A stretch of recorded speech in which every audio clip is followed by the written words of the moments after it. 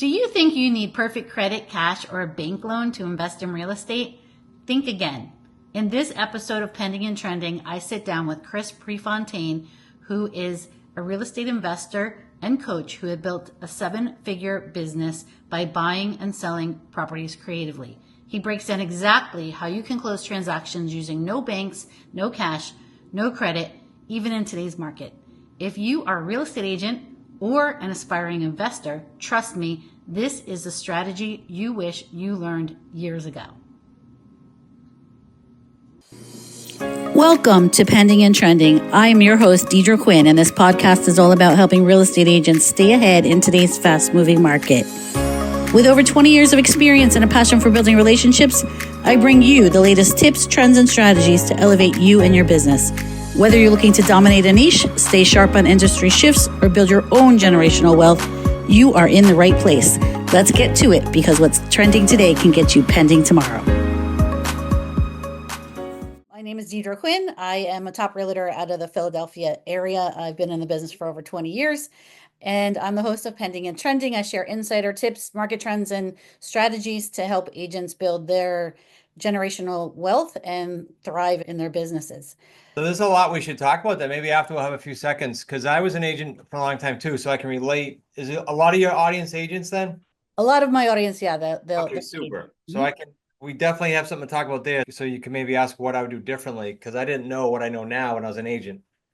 And then secondly, you and I should maybe talk about our community, because we've got investors in 80 markets. And if you're active in Philadelphia, I've got students there, and anything that doesn't fit in your box, we could be reciprocating.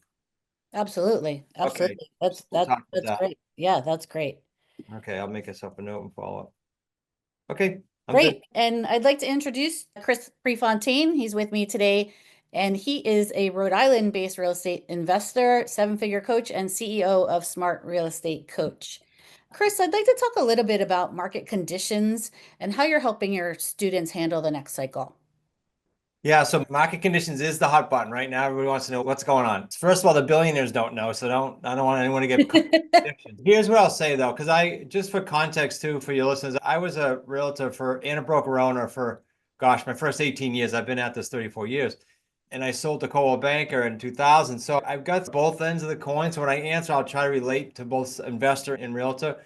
So with the market changes, what I used to do is bop and weave with the changes, meaning I'd have to I'd worry about it, right? And I'd have to adjust what I was doing. In the creative space, to answer your question, in the creative real estate space, it's an enormous weight off our shoulders, because once you know the skill set and how to operate with creative deals, any market change, which is inevitable, right? All the time, any market change is an opportunity.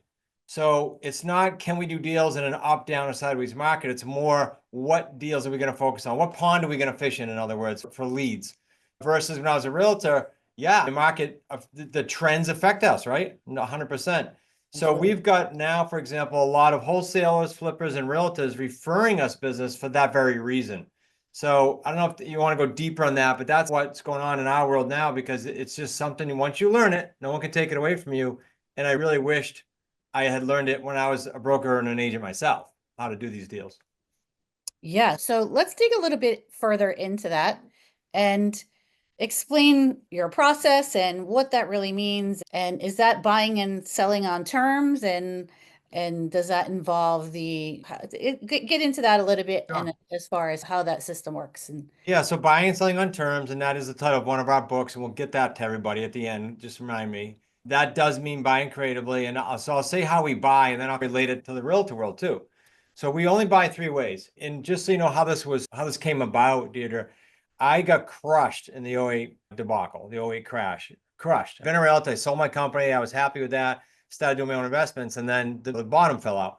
So when I came out of that, I had to redesign things. And one was, okay, I'm not going to use banks. I'm not even bankable. My credit was awful.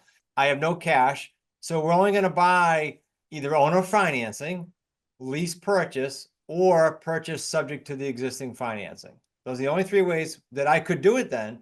And now organically over the years, that was way back in 2012. Over the years, that has organically morphed into Smart Real Estate Coach. And that's still to this day how we buy, because I don't want to ever sign personally owned loans. and I don't ever want to use large amounts of my own money. So that's the only ways we buy. Now, I want to relate it to the realtors. So what I tell all realtors, just because I was there, we did 100 homes a year for the last 5 years before I sold. So I did a lot of volume. And I said, look, think about any deal that doesn't fit inside your box, meaning things like you and I know I could sell out of 100 listings I took, I could sell 72 to 80 of them. Like those are my stats. Everybody's stats are different. Some realtors, some sellers rather couldn't afford to pay me. Maybe they're upside down, didn't want to do a short sale. All these deals that I went, okay, I got to pass or couldn't get it done for them for whatever reason. I could have bought a lot of those creatively and been a hero to them, been authority to them, and got more referrals. So Right. both ends of the coin there for you. Did you want me to go deeper on any of that, or do you want me to? I can pivot any direction here. Yeah, keep going on that. As far as, so how did you make that change?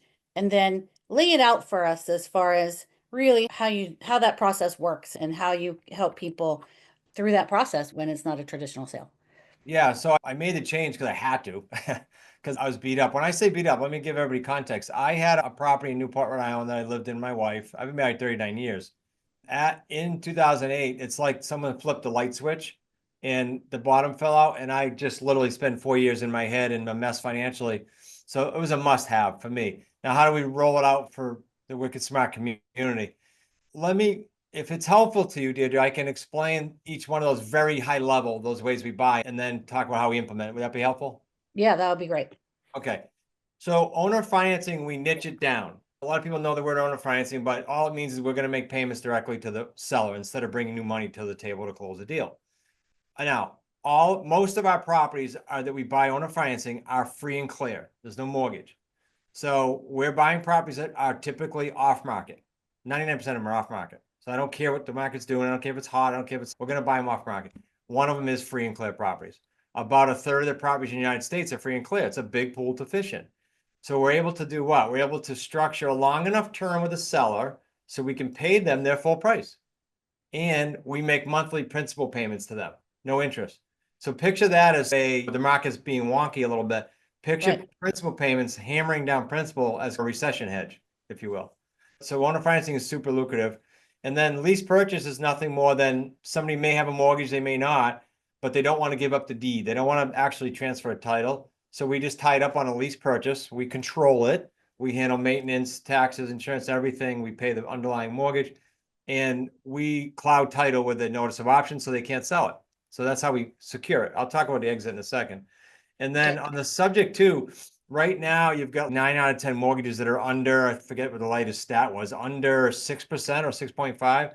You've got like 4 out of 5 that are under 5%, and a bunch of those are under 4% interest rates still from the old mortgages. Yeah, sure. Well, there's a boatload of those that can't keep their property. And we're seeing those in our community where we're buying the house.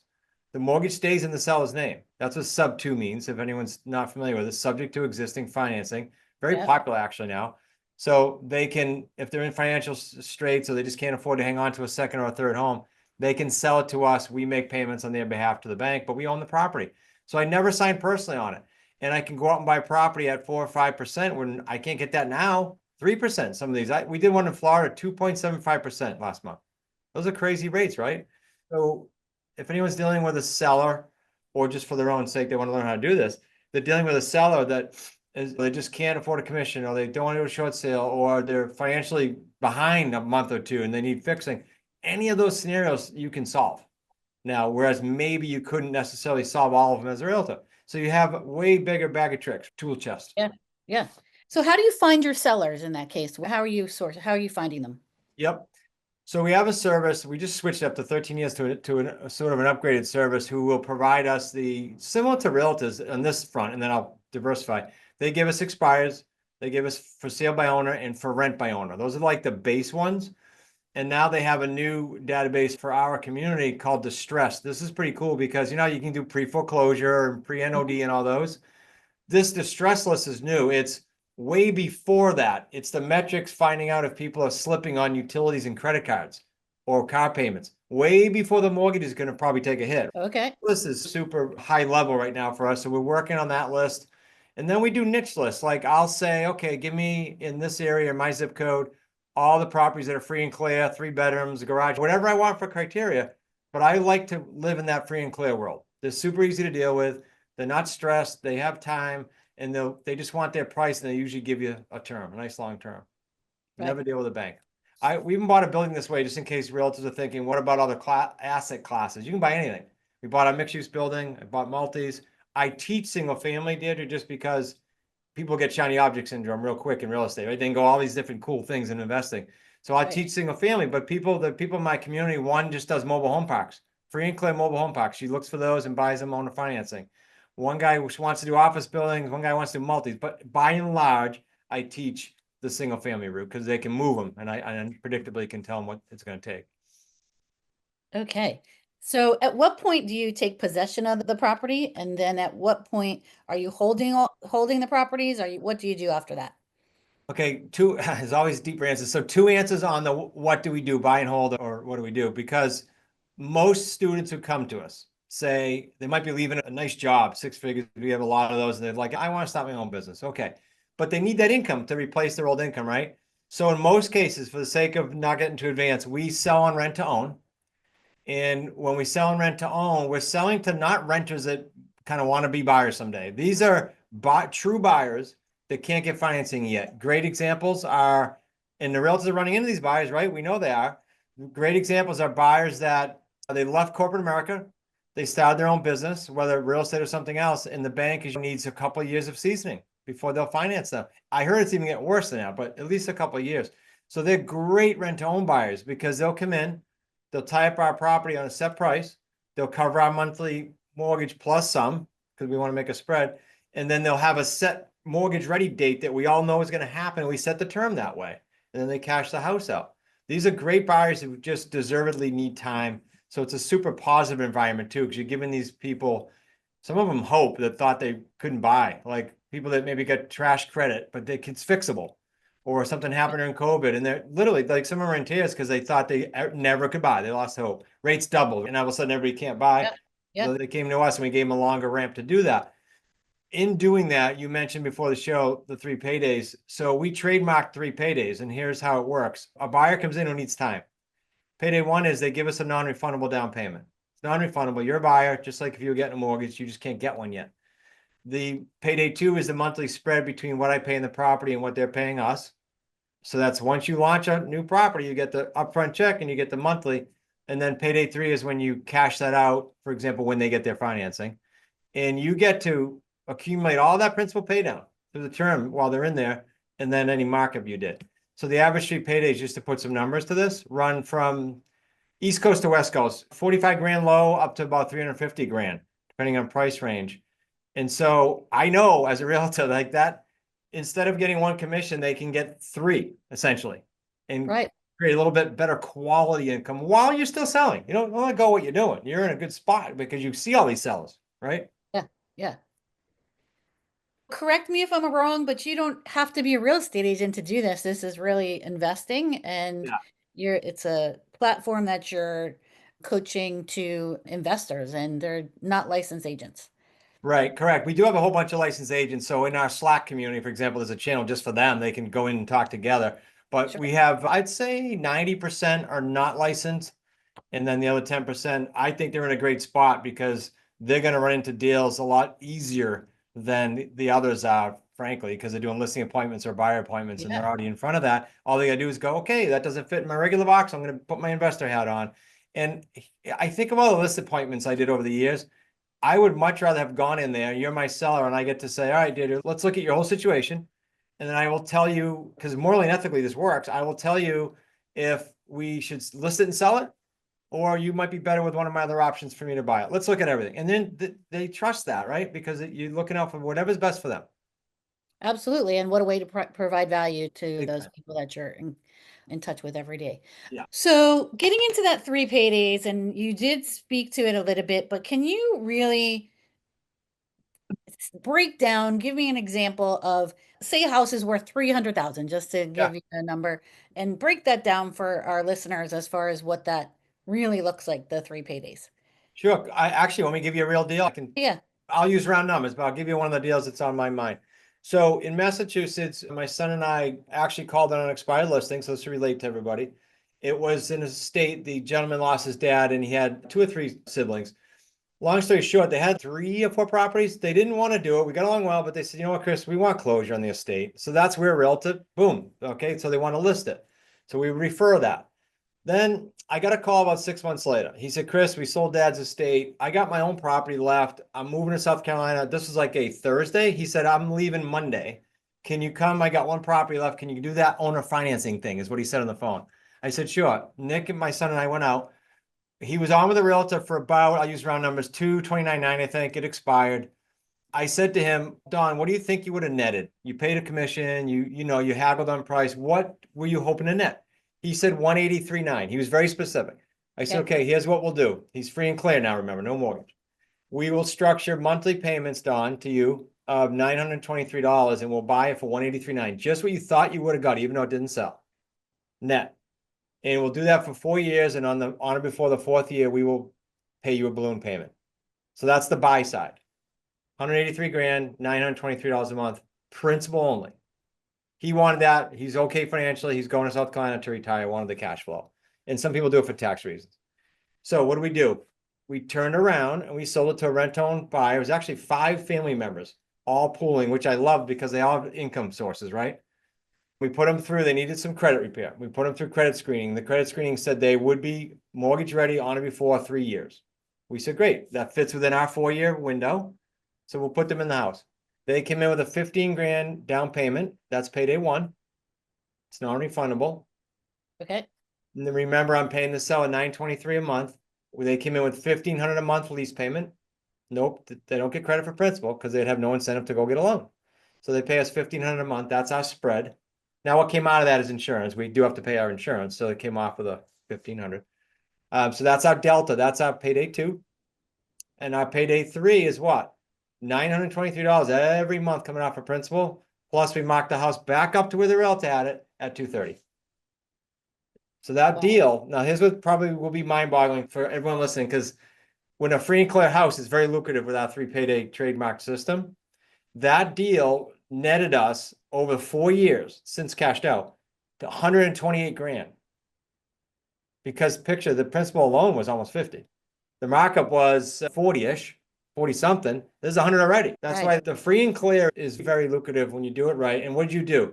You helped the seller accomplish a goal that they weren't accomplishing on the open market, and you helped a buyer who literally thought they could never buy a house. So that's a win-win. See, how often do you have somebody then default on that and not actually go through? And how does that work? How does that play out? Yep, very good question. So people who teach this, and it's public, I'm not poo-pooing anyone. The people who teach us will say publicly, we don't care if the buyer cashes out because we can just put another buyer in and collect another check. And I say, okay, maybe legally they're doing that, but morally and ethically it stinks. We have a system. My son is just an expert at this point at this. He has a system to qualify the buyers and put them through a system. So our default rate is about I'll be very conservative and say 2 to 10%. Very strong. Most of the people doing it have about a 20% success rate, Deidre, because they don't care about the buyer. We want to set them up to win. That's our model, period. So default rate 2 to 10%. Now, what do? A couple of different options. It's always fine because you could, number one, you could sell the house conventionally, in which case we give it to a realtor. We work closely with realtors in all of our markets. That's why I said to you, we got to chat about your market. So we'll call up, say, Manny in Massachusetts or Dale in Connecticut and go, hey guys, we just want to sell this conventionally. They'll put it on the market and sell it. Because remember, we give the buyer a term that's shorter than the seller. So we're never stressed with that. Second option, say we own it long term. There's not a term coming up close. We own this thing. We bought it subject to the existing, or we just have a long owner financing term. We have a student, Rusty, in California right now, high end. Everything is over $1 million. Rusty's actually a coach now, but he was a gym teacher, basketball teacher. Now he's full-time real estate after being with us. And he had a house that the buyer defaulted on, $1 million home. He just called me and said, hey, the buyer's gone. We're going to put it on the market as a rent to own again because he owns it. If he didn't own it, he could just say, I'll sell it conventionally, give it to my realtor friend.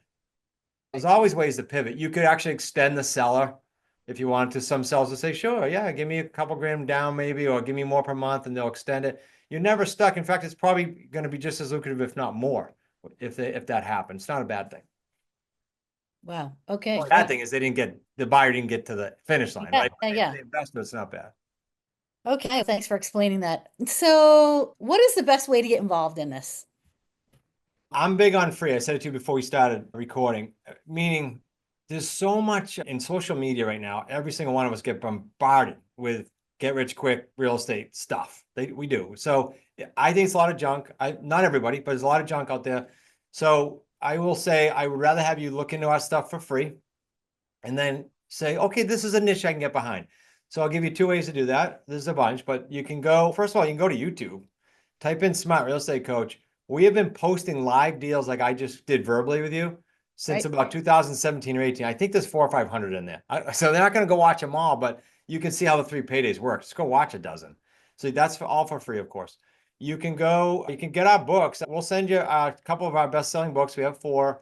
Just go to wickedsmartbooks.com, I got to get your link. I'm sorry. Let me grab it right now so I know it came from your tribe. That's /Quinn, your last name. Very simple. wickedsmartbooks.com/Quinn. And no questions asked, just address. We'll get those books out to you. Sue ships them right from our office here, totally free. And then while you're waiting for that, you can go, there's a master's class if you can deal with my New England pace. There's a 30-minute and a 55, so you'll get one of those. And it teaches the basics of what we're talking about. And you can go to smartrealestatecoach.com/masters class. And that'll get you in there. So there's a bunch of free stuff for your peeps. Okay, thank you. I appreciate that. And so, as far as your actual, you teach the free master class, and then what next? Okay. It depends how fast or slow they want to run, meaning we have group coaching. We call it apprentice. Really cool because the apprentice gets group coaching. They can touch base if their schedule allows 4 different nights, Monday through Thursday. And then they have access to Slack 24/7, which is 140 or so people in there, including the coaches and us as owners. So that's group coaching. That goes 12 weeks. Now, some people go, okay, great, but I want to go aggressively get leads and I don't want to wait for the next group meeting. So we have what we call the associate program. I think we have 2 or 3 in the Philadelphia area right now who are doing deals and we revenue share with them. One of my biggest frustrations coming out of the crash was I was looking for someone to connect with, and all I got was a bunch of courses, right? I didn't get anyone going, hey, I got you. I'll hold your arm and we'll do this. So we have a program where we're doing deals with them for the life of the deal. And these go 2 to 5 years. So that as each nuance comes up, or as a curveball comes up, or someone defaults, or you have a tough seller call, we're with you. You have a coach. I still coach at one of the levels, my son and son-in-law, and then we have 4 coaches. And that's very hands-on. So you have a coach all the time doing deals with you and still have access to all that group stuff, of course. Okay, and then you rev share in that as the Yeah, we're in it. I got a call. A gentleman, sadly, 3 years ago, lost his wife, moved to Colorado, started a brand new life, happy. But he had 3 deals he did with us, all free and clear, all like 100 grand deals. He cashed out his third payday 3 about 3 months ago and was calling my son Nick nonstop because when you cash these out, it's different, right? It's different than just closing with a realtor. And we helped him because we're tied to it all the way to the end. Wow, that's great. That's great. And now, do you do this all across the US? And is it outside the US or? It's mostly US, we have Canada. There's people doing deals like this, UK, Australia, a lot of other places, but right now we focus on US and Canada. Okay, okay. And how big is your program? How many people do you have going through your program?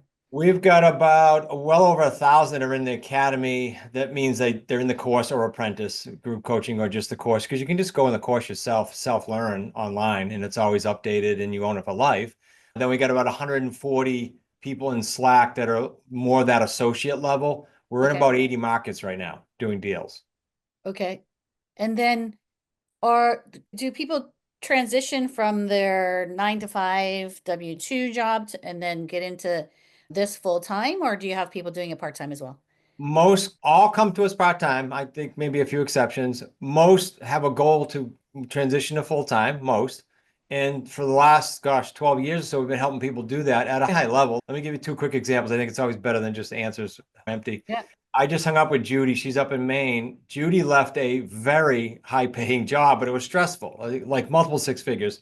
She was there 17 or 18 years, and she just went full-time a week and a half ago. So she's still on the I'm ecstatic train right now. So I was talking with her this morning, getting her set up full-time with us. One of the best coaches we have, and that was from scratch, right? So we're helping people do this all the time. And it's such a cool thing to see. It's part of our mission, by the way, helping wicked smart investors, helping wannabe investors become wicked smart investors and leave their W-2 if that's the goal. That's excellent. That's excellent. So if there's one thing that you would like to share with our listeners that is life altering and helps them build generational wealth, what would that one thing be? Because I know I'm speaking to primarily realtors, I would tell you, you just have an entire hidden profit center. I wish I knew when I was doing 100 homes a year, I could have been out of the game a lot sooner with a different quality income, even though I love what I do. So you have an entirely hidden profit center that you can tap into, frankly, without much additional effort, because you're there already. You're in the seats. All you got to do is tap onto it with this. And I'd love to help you just because I was in those shoes, right? I was a realtor for all those years. Yeah, that's great. That's great. And one other question, do people that come to you, do they have savings? Do they have like money to pay their bills while they're getting into the program? Like what kind of financial backing do they need? Yeah, they don't need much financial backing, depending on how aggressive they want to get with coaching. Because to buy the properties, remember, I was broke. You're not going to buy properties with lots of money. Our lease purchase has a $10 deposit built into it, and you can tie a property with that. It's a very well done agreement. Now, we've had people come in literally broke like me because they heard my story. We've had people, many people like Judy, come in with nice jobs, but they don't want to run that treadmill anymore. But they don't need, quote unquote, a lot of money to get started. Our programs literally run from $1,000 to $100,000, but that's not to buy property. That's to learn. That's great. That's great. Chris, I want to thank you so much for sharing all of this with us and for I'm excited to actually get involved in watching your program and reading your two books. Love And it. We'll load you up. yeah, no, that's exciting. I love it. I love it. And it's always amazing to me the different avenues in real estate that people take. And I went through the crash of 2008 as well. Ah, So I get it. And it's just amazing the things that come out of all of these different scenarios, right? I agree. I agree. So what an amazing program and business that you've built out of this. So Thank you. I appreciate you coming on. And do you have anything else you'd like to share with us? No, just know that the market, don't listen to the media. The market's ripe right now, probably the best I've seen in 34 years for creative. So go after it and let's do it together. All right, let's do it. Thanks so much, Chris. That's a wrap on this episode of Pending and Trending, where hot meets what's happening in real estate. If you found today's conversation helpful, we'd love for you to hit follow or subscribe, leave a quick review, and share the episode with fellow agent or industry pro. Got a trend, tip, or hot take we should be talking about? Send it our way, and we might feature it in an upcoming episode. Thanks for tuning in, and until next time, stay sharp, keep your transactions in motion, and let your energy keep trending.